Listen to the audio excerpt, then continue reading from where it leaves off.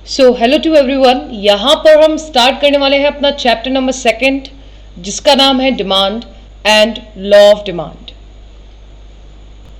सो यहाँ पर इस चैप्टर में हम सबसे पहला क्वेश्चन ये डिस्कस करने वाले हैं कि why does commodity commands price, कि किसी भी कमोडिटी का प्राइस क्यों होता है।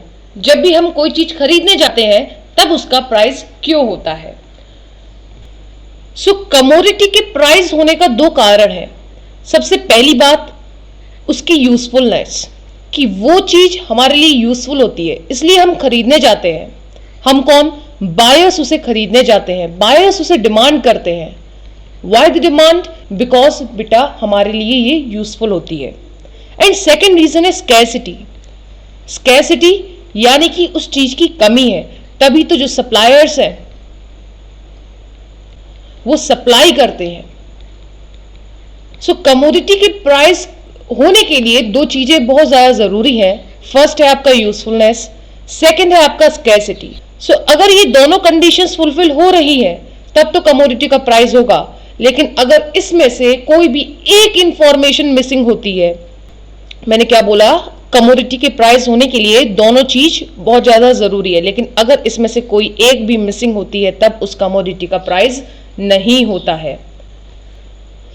सो बेटा एग्जाम्पल अगर हम इसका लेकर चले तो ऑक्सीजन सिलेंडर्स की बात करते हैं। ऑक्सीजन सिलेंडर्स का प्राइस होता है, क्यों होता है? क्योंकि बेटा वो यूजफुल भी होती है एंड साथ ही साथ में स्कैर्स भी होती है, इसलिए उसका प्राइस होता है।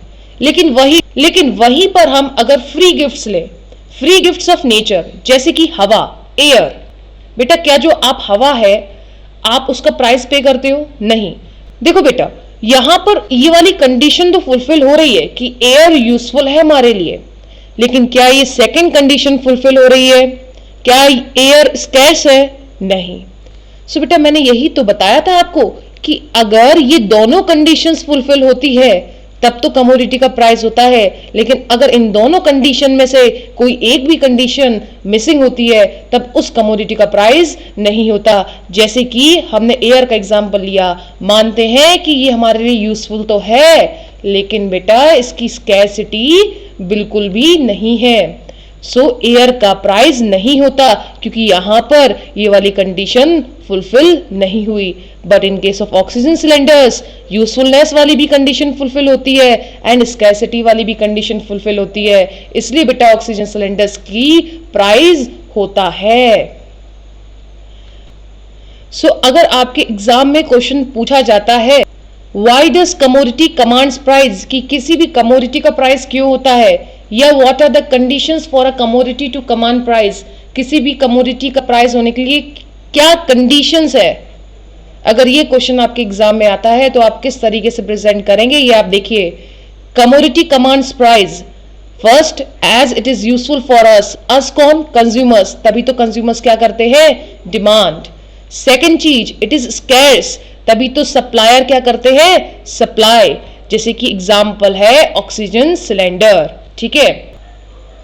सेकंड क्वेश्चन आपका ये हो सकता है कि जो गुड्स फ्री गिफ्ट है नेचर के, यानी कि जो नेचुरल गुड्स है जस्ट लाइक एयर, उनका प्राइस क्यों नहीं होता। तो सबसे पहली बात आप आंसर किस तरीके से प्रेजेंट करेंगे इन द एग्जाम।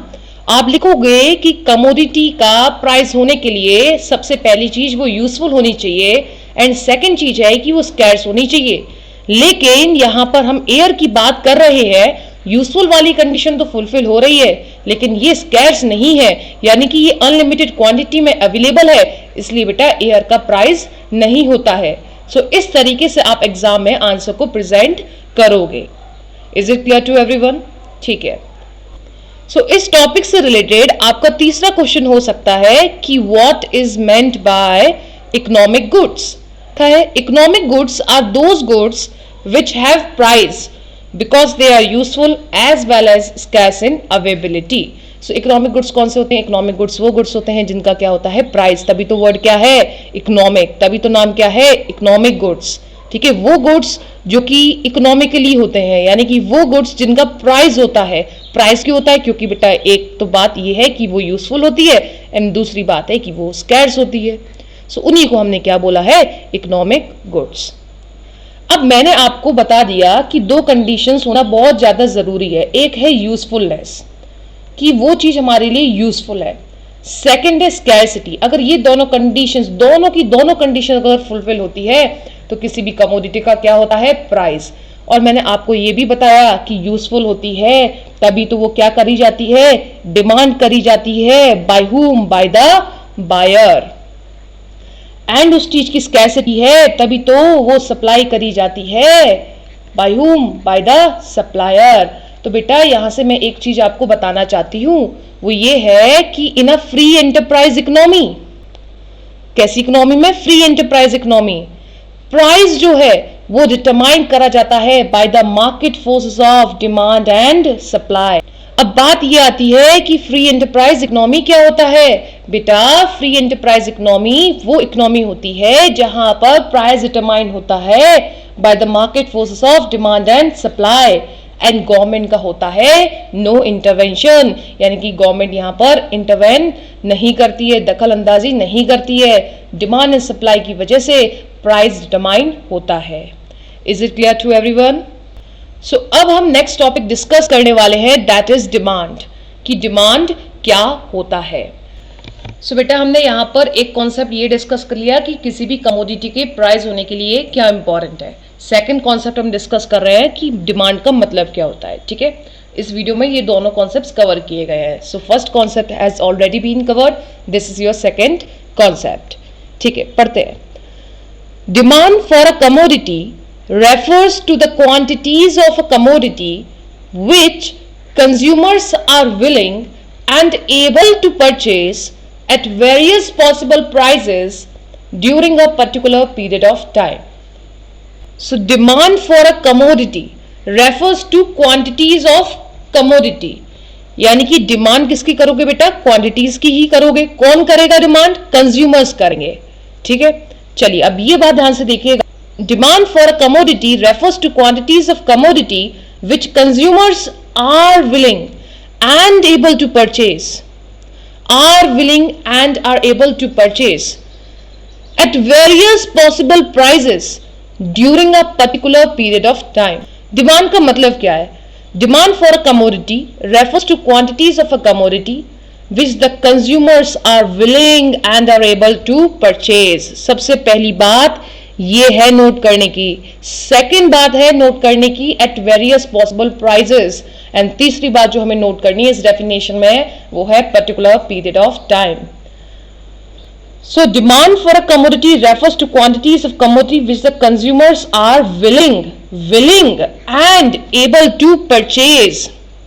देखो बेटा यहां पर बोला है कि डिमांड का मतलब किसी भी कमोडिटी के लिए ये है कि कंज्यूमर इच्छुक है उस कमोडिटी को बाय करने के लिए। They are willing, that means they are having the desire. हाँ जी, यहां पर क्या लिखा है, they are willing. They are willing का मतलब उनका डिजायर है उस कमोडिटी को परचेज करने के लिए, एंड वो क्या कर पा रहे हैं, and are able to purchase, वो परचेज कर पा रहे हैं, यानी कि वो पेमेंट कर पा रहे हैं। उसको हमने डिमांड की कंडीशन बोली है। यानी कि मान के चलिए मैंने बोला कि मेरा इच्छा है उस कार को बाय करने के लिए, तो वो मेरा क्या हुआ, वो मेरा हुआ डिजायर। लेकिन जब मैंने उस डिजायर के लिए, उस डिजायर को फुलफिल करने के लिए पेमेंट कर दिया, then it gives rise to what, demand. So अगर मेरी इच्छा है, I am willingful to buy that car, तब हम उसे डिमांड नहीं बोलेंगे। मींस डिजायर को सिंपली डिमांड नहीं बोला जाता है। डिजायर के लिए जब पेमेंट हो जाता है तब उसको हम डिमांड बोलते हैं। So बेटा there are 3 points to be noted in this definition. सबसे पहली चीज, desire and demand is used to convey the same meaning. हमको लगता है कि desire और demand का एक ही मतलब है, लेकिन इकोनॉमिक्स में it means, it sounds different. Desire का मतलब क्या होता है? Desire means the willingness to purchase. लेकिन बेटा it will become demand only when it is backed by the power to pay. That is, demand is an effective desire. यानी कि अगर मेरी इच्छा है उस कार को परचेस करने की, तो क्या मैं उसे डिमांड बोलूंगी? नहीं, मैं उसको डिमांड तभी बोलूंगी जब मेरे पास पावर है, मैं उसके लिए पेमेंट कर दूं, तभी बेटा डिमांड अराइज होगी। Therefore it is said that demand is an effective desire. So पहली चीज नोट करने वाली ये है कि अगर मेरा डिजायर है किसी भी चीज को बाय करने के लिए, अगर मेरी इच्छा है किसी भी चीज को बाय करने के लिए, तो उसको डिमांड नहीं बोला जाता। डिजायर के साथ अगर पेमेंट हो जाता है तब उसको हम डिमांड बोलते हैं। अब यहां पर लिखा है at various possible prices. Second point जो नोट करने वाली बात है वो ये है कि demand in economics is always at a price. जब भी हम डिमांड को in the subject called economics पढ़ेंगे तब उसको हम ऑलवेज प्राइस पर पढ़ेंगे। क्यों? इसको छोटा सा एग्जांपल लेकर समझने की कोशिश करते हैं। मान के चलिए एक शर्ट है, ठीक है, एंड एक और शर्ट है।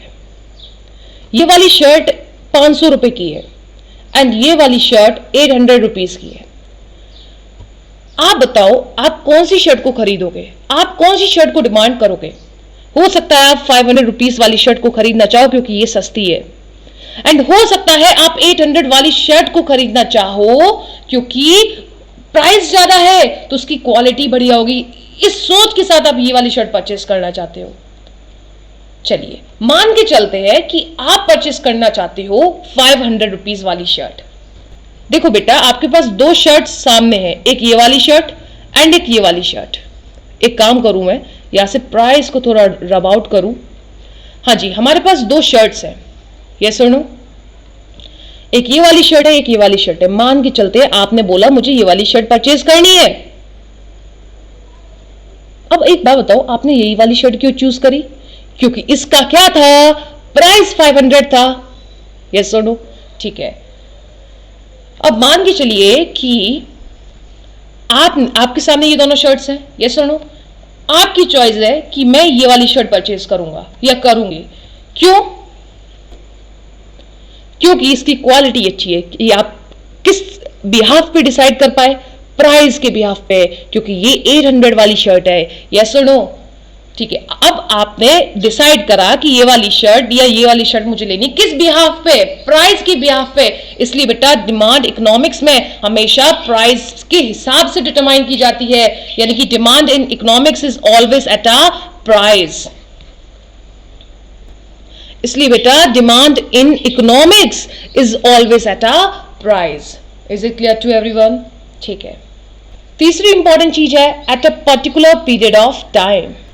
तीसरा चीज है demand is always expressed in reference to particular period of time, that is it is a flow concept. बेटा दो चीजें तो आपको समझ में आ गई कि डिजायर के साथ पेमेंट भी होगा तब उसे हम डिमांड बोलेंगे, एंड डिमांड हमेशा इकोनॉमिक्स में प्राइस पर होता है। तीसरी चीज है कि it is always expressed in reference to particular period of time. In reference to particular period of time का मतलब यह है कि जो डिमांड है वो पर डे कितनी है, पर वीक कितनी है, पर मंथ कितनी है, पर ईयर कितनी है। अगर इस हिसाब से आप डिमांड को दिखा रहे हो तो उसको हम बोलते हैं फ्लो कॉन्सेप्ट। बेटा फ्लो कोई भी एक ऐसा वेरिएबल होता है जिसको आप पर यूनिट ऑफ टाइम के हिसाब से दिखाते हो, यानी कि डिमांड कार की पर डे इतनी है, मान के चलो 200 है, डिमांड पर वीक 1400 है, डिमांड पर मंथ इतना है, डिमांड पर ईयर इतना है कार का। सो थर्ड पॉइंट आपको ये याद रखना है कि डिमांड को हमेशा पर्टिकुलर पीरियड ऑफ टाइम के हिसाब से दिखाया जाता है, और इसी को हम क्या बोलते हैं, फ्लो कॉन्सेप्ट। बेटा फ्लो कोई भी एक ऐसा वेरिएबल होता है जिसको पर यूनिट ऑफ टाइम के हिसाब से दिखाया जाता है। सो हमने यहाँ पर दो बेसिक कॉन्सेप्ट्स कवर किए हैं। सबसे पहला कि कमोडिटी का प्राइस क्यों होता है। दो रीजंस होते हैं, एक होता है यूजफुलनेस एंड बेटा दूसरा होता है स्कैर्सिटी। अगर इन दोनों में से कोई भी एक कंडीशन मिसिंग है तो बेटा उसका प्राइस नहीं होगा, और प्राइस होने के लिए ये दोनों कंडीशन फुलफिल होनी चाहिए। अगर एक भी मिसिंग होगी तो उस कमोडिटी का प्राइस नहीं होगा।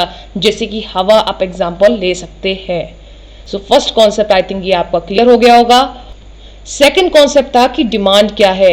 आपको समझ में आ गया कि demand for a commodity refers to quantities of commodity which the consumer is what?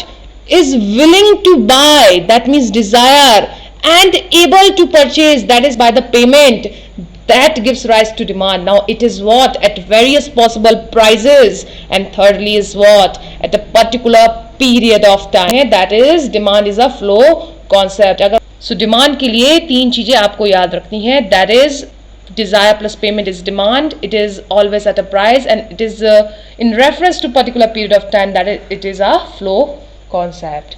उसको हम क्या बोलते हैं? डिमांड बोलते हैं. So thank you so much everyone. Next video में हम डिस्कस करेंगे the types of demand. And up till then keep studying.